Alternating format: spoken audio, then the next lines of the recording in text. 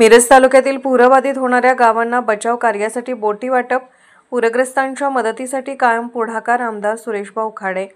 मिरज तालुक्यातील कृष्णा नदीच्या काठावरील ढवळी, वड्डी, निलजी, बामणी, मैशाळ या गावांना पूरपरिस्थितीचा धोका कायम असतो। या गावांना जिल्हा परिषद, जिल्हा नियोजन समितीतर्फे बचाव कार्य करण्यासाठी बोटी वाटप करण्यात आले आहे। आज या बोटीचे पूजन माजी पालकमंत्री आमदार सुरेशभाऊ खाडे यांच्या हस्ते करून त्या गावांना वाटप करण्यात आल्या।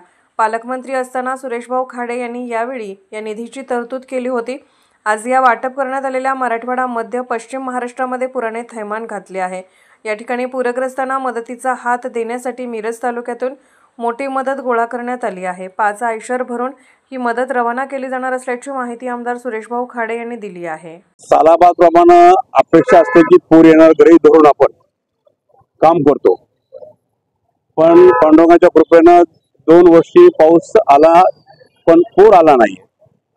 त्याबद्दल प्रशासनाला मी धन्यवाद देतो, पण तरी पण प्रशासन पुऱ्या जय्यत तयारीनं हे कामाला लागलेलं हे दिसून येतं।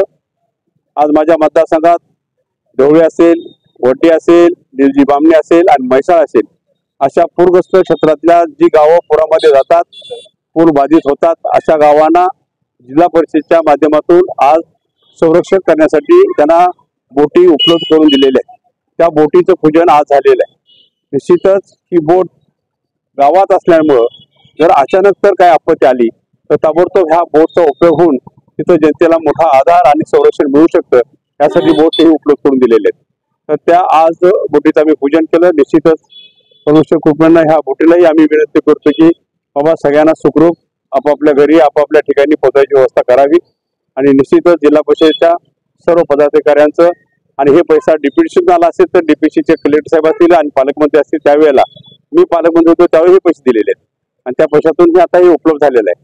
त्यामुळं निश्चितच आणि काय पूरग्रस्तांसाठी मदत असेल तर ते आम्ही निश्चित करू।